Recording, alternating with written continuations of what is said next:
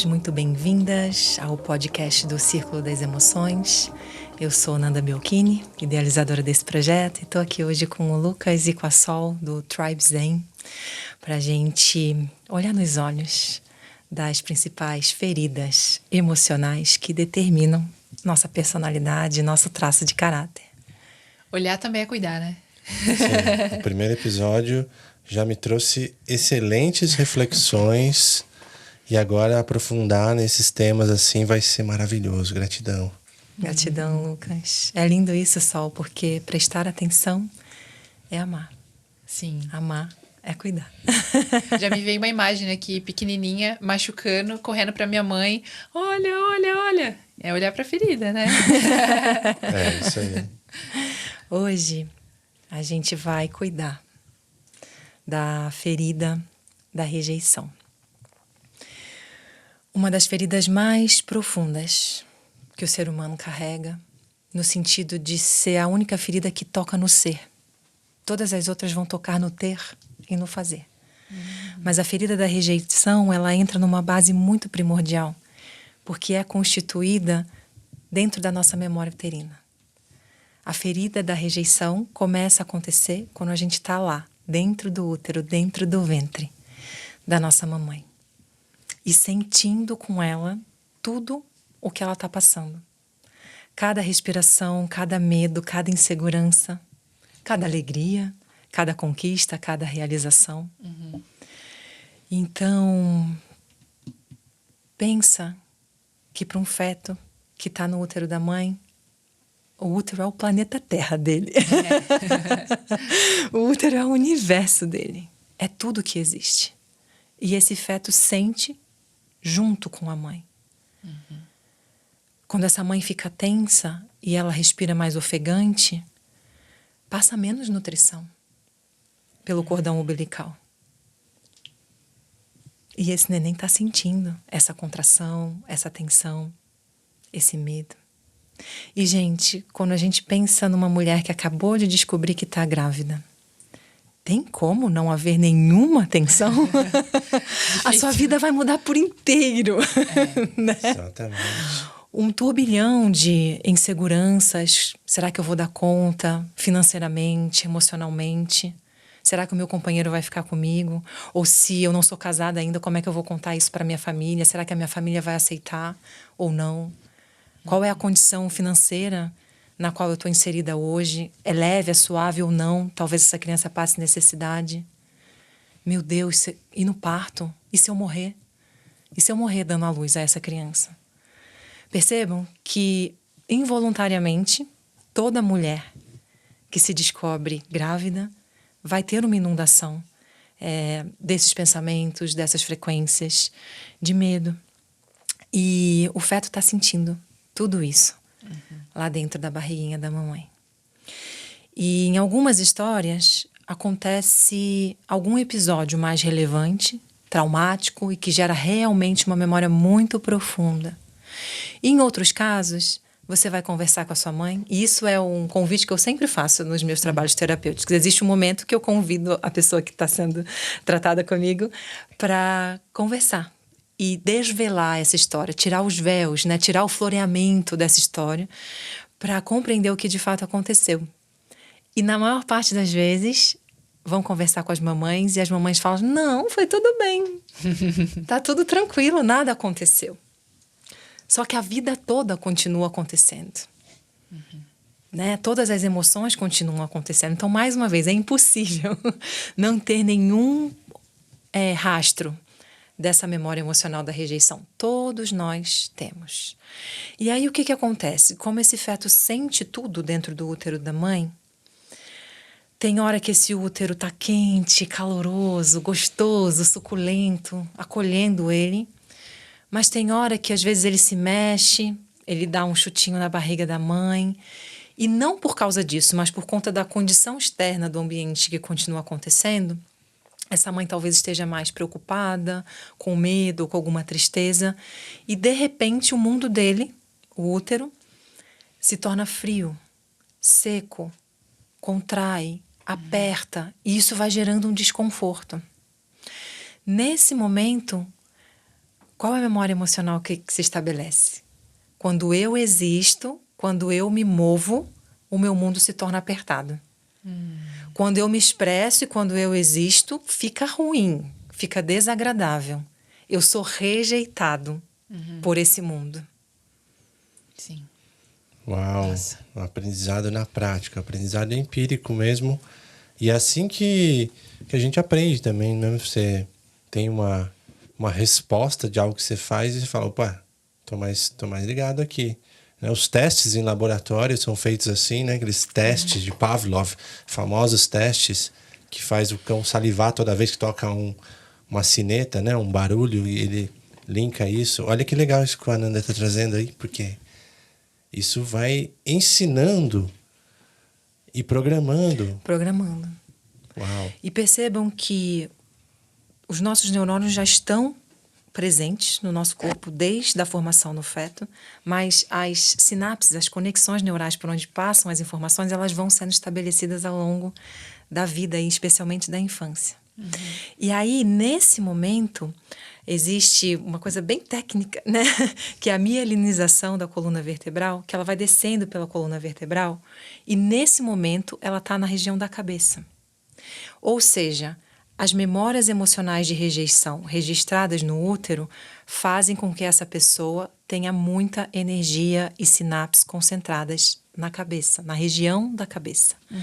Ou seja, vai ser uma pessoa com muita agilidade mental, com muita velocidade de raciocínio, com muita criatividade.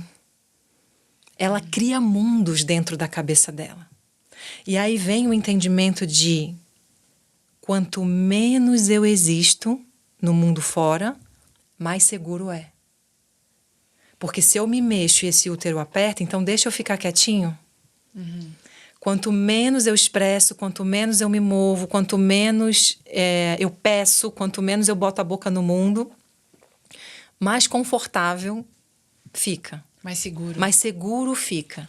Perfeito. Então, essa pessoa começa a criar um mundo dentro da cabeça dela, que é muito mais seguro do que entrar no mundo real das relações. Porque no mundo dentro da cabeça dela, ela tem o controle. Isso falando na vida adulta, né? O resultado dessa memória emocional que é constituída no útero da mamãe. São as memórias mais profundas no sentido de que a emoção associada aqui, gente, é o medo. E o medo mais essencial do ser humano, que é o medo de morrer. Porque você é um feto completamente vulnerável.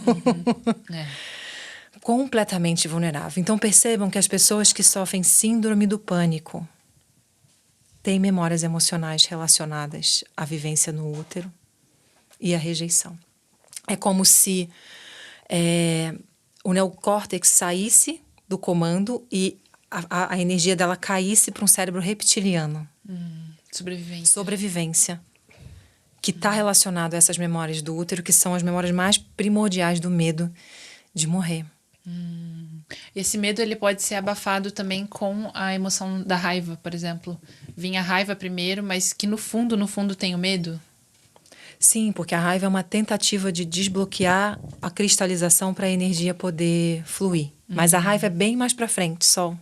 Bem mais para frente. A gente está falando aqui do medo bem primordial, bem básico. Entendi. Né? Então, essa pessoa com essa memória de rejeição, ela vai ser aquela pessoa que não quer incomodar. Eu não quero pedir, eu não quero incomodar. Ela vai indo para esse lugar de independência, de autossuficiência, de assumir um nível de responsabilidade muito alto, muito pequenininha, enquanto ela é uma criança e deveria só estar brincando. Porque ela não quer incomodar ou depender das outras pessoas. Faz sentido isso para vocês? Total. É uma evitação da rejeição. Daí vocês lembram que a gente falou no episódio anterior do apego evitativo? Está intimamente ligado à ferida da rejeição. Perfeito. Nossa, me veio... Eu fiquei um pouco muda aqui, porque eu comecei a processar muita coisa, que é justamente nesse lugar que você falou, que é se esconder e não querer colocar sua voz por medo de incomodar. Eu senti isso durante muito tempo na minha vida. Hoje, né? Graças ao autoconhecimento, eu consigo trazer muitas coisas aqui através do podcast, através do nosso trabalho, através da nossa expressão. E até por... assim, eu sinto que uma sincronicidade de buscar algo diferente do que eu fui programada, viver num coletivo, por exemplo, de realmente me abrir para as relações, porque eu sei que é um caminho de cura muito grande. E me veio uma trava, assim, fiquei emocionada quando você começou a falar. Tocou a sua memória emocional. Tocou. Né? Tocou de todos nós, porque veio uma emoção nos olhos aqui de todos nós, quando a gente começou a falar dessa memória. E é forte, Sol, porque se a gente falou no episódio passado, o propósito da vida é expressar, o propósito da vida é criar. Na hora que eu me retiro para um lugar que é mais confortável e que quanto menos eu existo, mais seguro eu me sinto, você não está expressando. É muito profundo isso. E aí a vida fica sem sentido, né? Sim. Então perceba que essa pessoa, qual o superpoder dela? Ela é visionária, ela é criativa, ela tem ideias incríveis, ela tá lá na frente, é como se ela vivesse para além do tempo dela. E ela vai contar as ideias e as pessoas vão falar assim, não, mas você tá louco. Aí o que isso ativa? A memória emocional da rejeição. E isso faz com que ela se cale, não se expresse, não se coloque ainda mais. E aí vem uma pergunta que você me trouxe hoje no almoço. A memória da rejeição, então, está mais vinculada à mãe ou ao pai? E ela está intimamente relacionada à mãe, porque ela é registrada enquanto a gente está no ventre da nossa mãe, a gente mora dentro da nossa mãe. Só que a figura do pai afeta muito, porque tem uma relação do casal acontecendo, e muitas vezes essa mãe pode se sentir insegura em relação a esse homem, ela pode não confiar, ela pode ter medo de abandono. Então, indiretamente, também está vindo a partir do pai, através das sensações que a mãe tem nesse relacionamento. Entende? Isso que você está trazendo foi até sincrônico, porque eu estava pensando justamente na minha mãe, conforme você foi falando todas as características, eu fui pensando nela, como essa pessoa realmente com uma mente muito visionária e que foi por muito tempo julgada. E ao mesmo tempo eu me reconheço nesse mesmo lugar. Também de, às vezes, habitar muito esse cabeção. E aí, como eu estava compartilhando com você hoje na hora do almoço, me passou que pode ser uma repetição de padrão, que a minha mãe sentiu isso e eu reproduzi isso dentro do útero. Sim, você sentiu num junto acidente, com ela. num acidente que ela teve, e aí eu senti medo de morrer naquele momento. Por isso que eu sinto que eu tenho provavelmente esse padrão da rejeição mesmo, dessa ferida emocional. Como a gente falou, né? Vamos distribuir 100% dentro das 5 feridas. Talvez você tenha 15%, 20% nessa ferida. Esse diagnóstico é a base do meu trabalho terapêutico. A gente começa abrindo esse diagnóstico para ver qual que é o percentual de cada ferida emocional, né? E eu te digo 15%, 20% dessa memória da rejeição. Sim. Né? E aí, gente, a forma do nosso corpo... O formato do nosso corpo reflete o formato da nossa mente. O formato do nosso corpo reflete essas memórias e essas feridas emocionais. Então é possível olhar para uma pessoa e entender quais são as memórias emocionais dela, sem nem falar nada, entende? Uau. E onde estão as dores e onde estão os superpoderes dessa pessoa. Então, quem tem essa memória da rejeição, como é que vai ser o corpo dela? Tem muita energia na cabeça. Então, normalmente, a cabeça ela se destaca. É uma cabeça maior, num corpo com menos energia, num corpo mais esmirradinho, mais fininho, né? Você vê isso claramente, que tem pouca força na perna, é um corpo mais magrinho. As articulações são muito pontudas, né? Quase que como não me toca. Não me toca. Essa pessoa não gosta de toque. Aí imagina essa criança que tem essa memória forte e a mãe fala, vai lá dar um beijo na titia, deixa a titia te fazer um carinho. Tá desrespeitando uma necessidade desse ser que não gosta de toque, ele é evitativo, ele não gosta de toque. Ele gosta de espaço, de liberdade, de viver dentro do mundo da cabeça dele que é mais seguro. Né? Então tem essas articulações mais pontiagudas que é quase para... Não é gostoso me abraçar, sabe? Sai de perto de mim porque não é gostoso me abraçar. E esse ombro, ele é um pouco viradinho assim, ó, bem para frente, que é quase que faz uma proteção aqui pro coração, né? Tem essa característica, né? O olho bem esbugalhado, assim. O olho bem esbugalhado é uma característica bem clássica de quem tem essa memória. E essas pessoas têm bastante desafio de realização na vida. De concretização. É como se elas estivessem negando a vida na matéria. Você faz sentido isso para vocês, dentro do que eu falei? Faz sentido. É difícil para elas encarnar nesse corpo. Na medicina germânica, eu já vejo bastante informação nesse sentido, que explica todo o nosso contexto a partir dessa avaliação, dessa análise do formato do corpo. É biológico, né? É biológico, exatamente. É muito interessante. Você tinha falado sobre uma definição deste corpo. Qual é o nome da definição? Como assim a definição? Esquizoide. O esquizoide, o traço de Exato. caráter esquizoide. É que é o termo super técnico. Ah, mas eu gosto de saber o nome. Você gosta do termo técnico, né? Também. Mas é um convite também para, de repente, essa categorização. Não que eu sou isso e acabou, ponto final, né? É compreender essa situação para poder justamente você desbloquear todos os seus limites nesse momento. Ou usar até como uma muleta, tipo, eu faço isso porque eu sou isso. Não, eu reconheci aqui, mas como que eu utilizo isso, essa potência a meu favor? Foi o que a gente falou no primeiro episódio. Por isso que a gente fez aquele grande disclaimer, né? No sentido, ok, me reconheci como traço de caráter esquizoide, me reconheci com a memória emocional da rejeição. É uma informação nova para mim, né? E o que eu posso fazer para transcender e ir além do que esse traço de caráter está limitando na minha vida? E, ao mesmo tempo, como é que eu tomo força do meu superpoder? Porque normalmente as pessoas pensam assim, eu não quero ser esquizoide, eu não quero sentir isso, é ruim sentir isso. Mas, gente, a partir dessa dor se desdobrou um lindo recurso. São as cabeças e as mentes de onde vêm as ideias mais inovadoras É o que torna no planeta. único. É o que torna único. Sim. Então, essa pessoa não tem a capacidade de realização, mas ela tem uma potencialidade de criação exponencial. Quando ela se une com um sócio, com um parceiro, dentro de um relacionamento, com alguém que complemente esse movimento e traga as pernas, que para ela é fraca, nossa, decola a nave, voa. Então, é a gente olhar também com sabedoria. Não só, mais uma vez, na busca pelo melhoramento e que está errado e que é insuficiente, mas que essa dor me trouxe até aqui e a estratégia que foi desenvolvida me ativou um superpoder. Como é que eu tomo posse desse lugar? Então, você quer estimular uma pessoa que tem esse traço de caráter? Valida as ideias dela. Aprecie as ideias dela. Essa pessoa vive no pensamento. Ela sente com o pensamento. A energia está toda na cabeça. Ela é lógica, ela é racional. Ela vai trazer argumentos objetivos, bem direto ao ponto. Entende?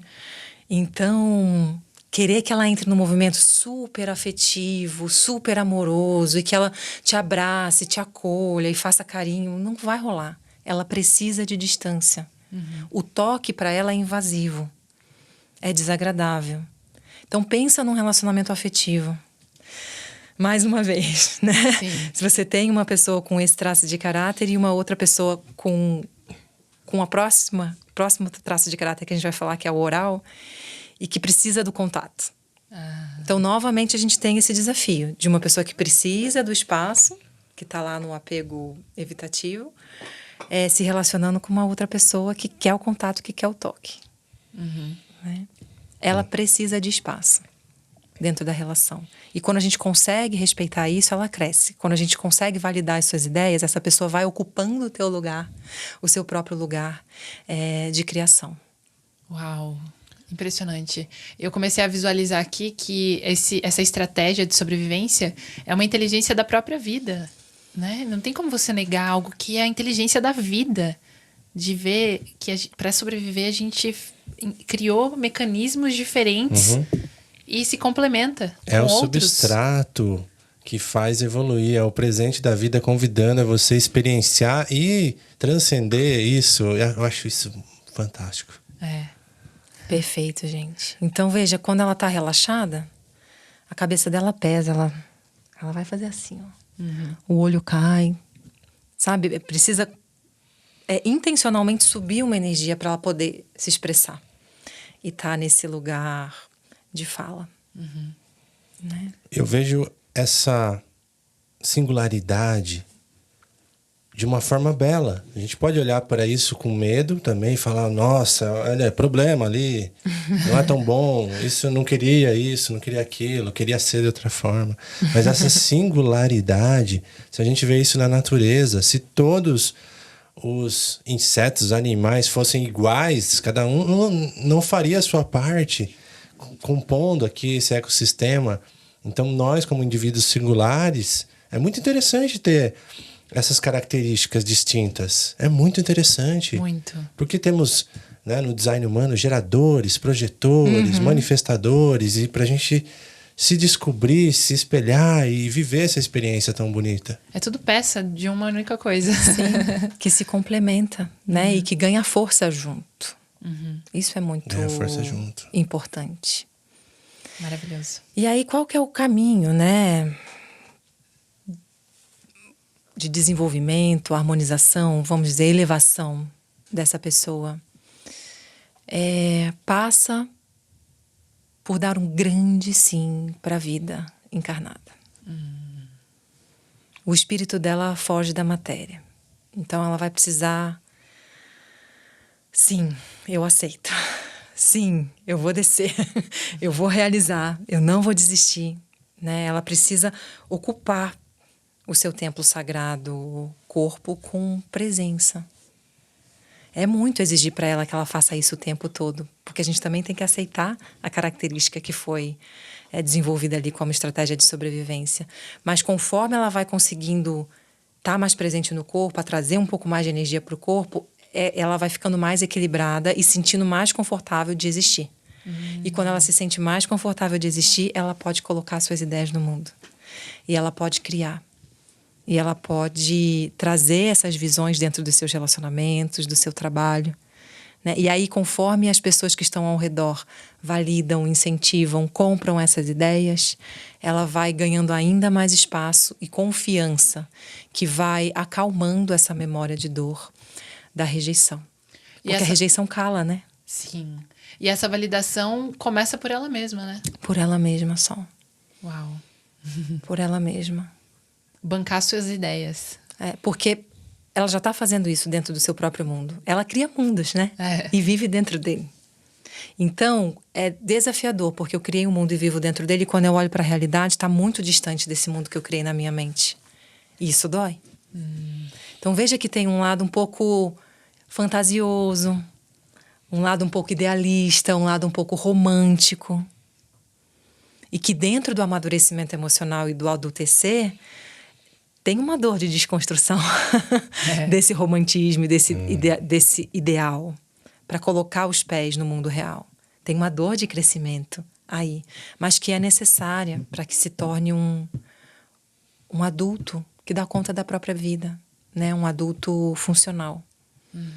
Um dos grandes desafios para pessoas com esse traço de caráter é gerar o seu próprio sustento na vida, porque tem o desafio da matéria, de realização. Então, as parcerias, essa complementação que o Lucas falou é muito, muito importante. Pedir ajuda. E se associar com quem tem a força de realização para que essa pessoa possa ocupar o lugar de brilho dela, que é a criação. E que não necessariamente uma pessoa que tem poder de realização consegue ter a visão que essa pessoa consegue. Exato, essa é a beleza. Entende? Por isso que esse podcast cura tanto, né, as nossas relações, porque quando eu conheço essas diferentes estratégias, eu consigo identificar isso nas outras pessoas, né? Em mim mesmo e nos outros. Isso. Assim como a gente falou das emoções, né? Com as expressões faciais e tudo, você consegue identificar no outro a emoção que está acontecendo ali. Que lindo. Uau! Uau! Tô processando aqui ainda. Processando, a ampulheta tá girando aqui, ó. E, ao mesmo tempo, como a gente cria um novo mundo, como a gente cria uma nova forma de habitar o planeta Terra, sem fantasia, sem pensar no que seria o ideal, sem romantismo, sem pureza. Percebem? Então a gente pode olhar para isso como algo ruim e que é uma pessoa que está descolada da realidade, mas como a gente cria um novo Sem essa peça. sem essa essencial. peça. É verdade. É possível? Nossa, é um convite que fica, né? É um convite de olhar com carinho por toda essa história que ela pode ser percebida através de todo esse conhecimento. Ela pode trazer luz para que o próprio ser comece a achar o seu caminho. Isso que eu vejo que é o mais legal. Às vezes não precisa entender tão profundamente. Às vezes essa informação está chegando para você, não precisa racionalizar tanto. Mas ela nutriu alguma coisa aí que ela vai florescer daqui a pouco. Vai. É verdade. É uma ativação. Motivação, exato. Mas o esquizode vai racionalizar. É verdade. Ele vai racionalizar. bem. Porque a mente dele é muito veloz, é muito sagaz. Né? Uau. E ele tem essa facilidade em viajar dentro da própria cabeça, do próprio mundo? Ou ele também consegue identificar fácil, ler as coisas no campo? Não, Não, é só aqui. é. Ah, tá. É uma habilidade de criação, de imaginação. Então veja, por exemplo, o poder de cocriação de realidade, que é um superpoder desse traço de caráter também. Nossa, total. Eu já comecei a imaginar isso. Se o corpo não diferencia imaginação de realidade, e essa pessoa cria mundos e imagina e se sente dentro desse mundo como se fosse real, ela ativa muito facilmente a sua capacidade de cocriar a sua realidade, de magnetizar as causas e condições. Ela transforma o mundo... eu acho isso incrível, gente. Ela transforma o mundo usando o poder da mente. E de forma... sem nem saber que ela está fazendo isso, você entende? É algo natural e orgânico que foi desenvolvido como uma estratégia. Ela transforma o seu próprio mundo e, se ela ocupar o seu lugar e colocar o seu superpoder a serviço, ela está contribuindo muito para a transformação da humanidade e da forma que a gente ocupa o planeta. Com essa capacidade imaginativa. Ativa, né? Sim, por isso que o autoconhecimento é essencial mesmo para a gente conseguir saber a qualidade, né, do mundo que eu tô criando. Maravilhoso. É muito, muito especial, um superpoder lindo. Eu tenho bastante desse traço também. Há uma necessidade de introspecção, de silêncio, né? Essa pessoa, ela tende a se relacionar menos. Ela se isola um pouco mais, ela precisa desse lugar que está com ela mesma, sabe? É onde ela sente um pouco mais de conforto. Mas, ao mesmo tempo, nesse espaço de presença consigo, ela está abrindo esse campo imaginativo, criativo. É de onde vêm as melhores ideias, né? Quando a gente fala do ócio criativo, quando a gente para o movimento de realização e ir para fora, silencia e aí começa a abrir a visão clara daquilo que é para ser feito. Né? E são muitas ideias, de verdade, são muitas ideias e isso pode causar uma agonia, porque a velocidade de realização não acompanha. Né? Então pode gerar um movimento ansioso nesse sentido. E uma dica interessante seria meditar, talvez, também seria legal. Sempre. Sim, sempre, né? Em todos. Essa dica Mas, por exemplo, eu fico imaginando uma pessoa que tem essa qualidade, talvez meditar é um desafio. É um desafio só. É um desafio, porque é bastante movimento mental. Mas é uma forma dela ganhar ainda mais força nesse superpoder.